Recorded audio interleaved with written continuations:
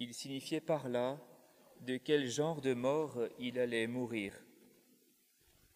En finissant cet évangile, nous sentons combien nous sommes parvenus à la veille de ce moment de la Passion.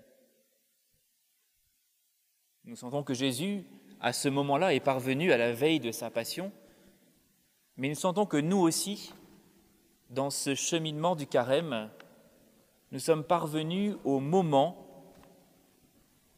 où nous allons pouvoir ou devoir, où nous allons enfin faire face à la Passion. Tout ce cheminement du carême, il est pour ce moment-là. Et ce moment, petit à petit, doit devenir quelque chose qui nous presse dans notre cœur, quelque chose que l'on attend, quelque chose qui va surgir, quelque chose qui va enfin pouvoir répondre à ce qui a été creusé progressivement dans notre cœur pendant ce carême. Ce carême, ce temps du désert, ce temps de la purification, ce temps de la marche, ce temps aussi où l'on fait l'expérience de notre incapacité. C'est possible qu'à la fin du carême, c'est possible qu'aujourd'hui, en faisant un petit examen de conscience avant la messe ou après la messe, vous disiez « Finalement, qu'est-ce que j'ai fait pendant ce carême ?» Pas grand-chose. J'avais des résolutions, je ne les ai pas tenues. Peut-être que j'avais même pas de résolution, alors c'est encore pire. En tout cas, ce qui est sûr, c'est que maintenant, aujourd'hui, je me rends compte que je ne suis pas à la hauteur. Il est sans doute important de pouvoir faire cette expérience-là, parce que c'est l'expérience, c'est au cœur de cette expérience-là que va jaillir cette attente de la passion du Christ. Alors pas nécessairement cette attente de la passion où on va voir Jésus dans toutes ses souffrances et on va se refaire le film de la passion, mais la passion au sens où c'est le salut qui est donné dans cet acte que va faire le Christ devant nous, pour nous, et qui va nous permettre de vivre. La prière qui doit jaillir de notre cœur au terme de ce carême, comme examen de conscience, c'est la prière du psaume d'aujourd'hui. Cette prière, c'est « Crée en moi un cœur pur, ô mon Dieu ». Peut-être que nous avons commencé notre carême en disant « Seigneur, je suis un pécheur » ou en disant « Seigneur, je veux faire tel effort pour toi ». Seigneur, je veux changer ça dans ma vie. Eh bien, nous pouvons le finir par « Crée en moi un cœur pur, ô mon Dieu ». Crée toi-même, ce n'est pas moi qui vais le créer, c'est à toi de créer un cœur pur en moi, ô mon Dieu. Et un cœur pur, pas un cœur qui n'a pas de péché, un cœur pur. Alors évidemment, un cœur pur, c'est un cœur qui n'a pas de péché, c'est sûr. Mais c'est différent de dire « je veux être quelqu'un qui n'a pas de péché » et de dire, enfin c'est pas moi qui le dis en général, c'est plutôt Jésus qui le dit « voici un cœur pur », mais de dire « ce cœur est pur ». Parce que quand Jésus dit « voici un cœur pur », il dit « bienheureux les cœurs purs » parce qu'ils verront Dieu. Si nous voulons voir Dieu dans la passion, notre cœur doit être pur. Mais comment faire pour avoir un cœur pur ? Qu'est-ce que je dois encore faire ? Créer en moi un cœur pur, ô mon Dieu, ce n'est pas à moi de le faire, c'est à lui de le créer. Et donc, ce cheminement de carême aboutit à cette prière où notre cœur devient comme ce vase qui s'agrandit, qui se vide en fait, et qui devient pur.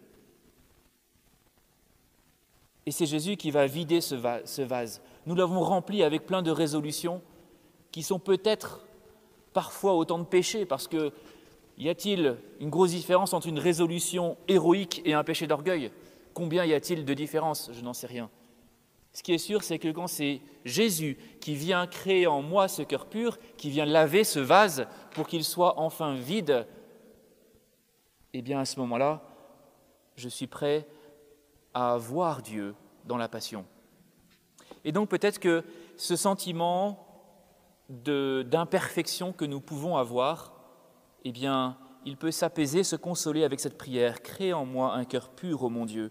Et à ce moment-là peut s'ouvrir le moment de la passion, le moment où le Fils de l'homme va être glorifié, le moment où la nouvelle alliance va pouvoir s'engager. Ça, c'est la première lecture. La première lecture parle d'alliance. Et Dieu dit, je vais faire une alliance nouvelle, pas comme celle de vos pères, une alliance nouvelle. Cette alliance nouvelle, eh bien, on sait, c'est l'alliance avec Jésus, c'est bien ce qui se passe au moment de la Passion. C'est bien ce moment où quelque chose va se créer entre mon cœur et celui de Jésus. Si mon cœur est pur, eh bien, quelque chose pourra se créer entre mon cœur et celui de Jésus. C'est pour cela qu'il y a la Passion. Jésus aurait pu nous sauver, Dieu aurait pu nous sauver de bien des manières. Il a aidé les hommes de bien des manières. Il nous a parlé de bien des façons. Mais en ces jours qui sont les derniers, il a fait comme ça. Il a fait comme la croix.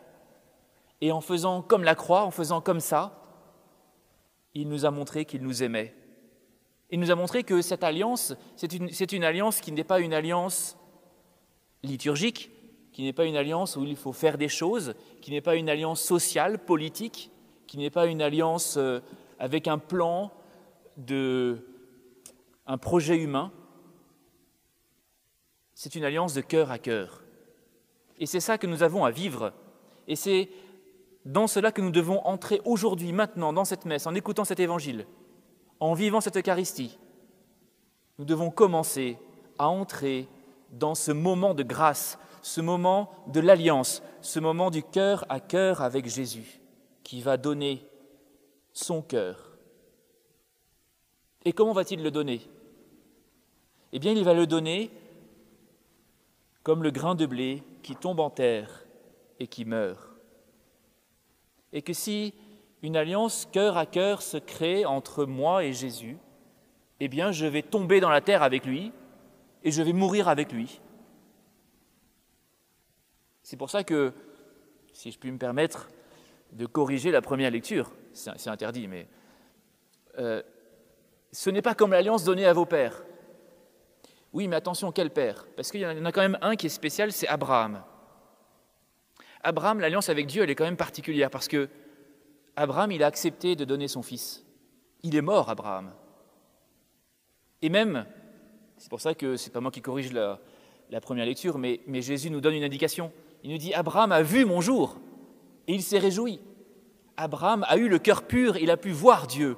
Pourquoi ? Eh bien parce qu'il est entré dans cette alliance de cœur à cœur avec Dieu. Alors il n'a pas vu vraiment les traits de Jésus, mais il a vécu ce que nous sommes appelés à vivre, c'est-à-dire à vivre cette alliance de cœur à cœur avec Dieu, en voyant Jésus, en le suivant, lui qui tombe en terre et qui meurt. Eh bien nous aussi, nous avons à tomber en terre et à mourir avec lui pour pouvoir ressusciter. Alors concrètement, ça veut dire quoi ? Je ne sais pas en fait. Peut-être que vous avez des idées, mais sans doute qu'il y a beaucoup de moments en fait où nous sommes appelés à mourir. Et ça vient souvent, plus naturellement, disons, que nous ne le pensons et que nous le prévoyons. Mourir, ça peut être quelque chose de très simple, ça peut être laisser tomber. J'étais accroché à quelque chose et puis je laisse tomber. Par amour, pour éviter de briser un lien, pour éviter de casser quelque chose chez l'autre, pour éviter de faire mal et de blesser l'autre, pour me laisser faire par Jésus. Se laisser faire par Jésus. Sans doute que c'est ça, mourir en fait. C'est bien ce qu'Abraham a fait finalement. Il s'est laissé faire par Dieu, et puis ça a marché finalement, il a retrouvé la vie.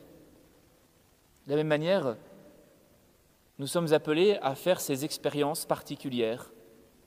Une fois que nous avons demandé, supplié, créé en moi un cœur pur, ô mon Dieu, de faire ces expériences particulières, de lâcher prise, de laisser tomber, de se laisser faire simplement parce que nous aimons Jésus.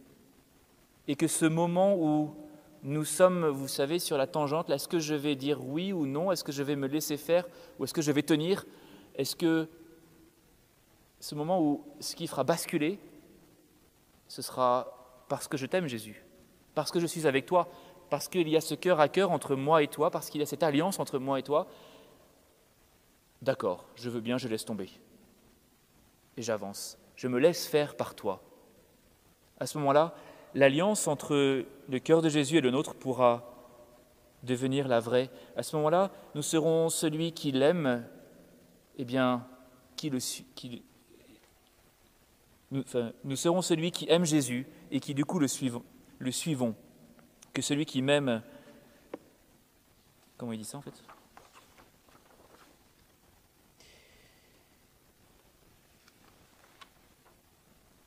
Bon, j'arrive plus à trouver le...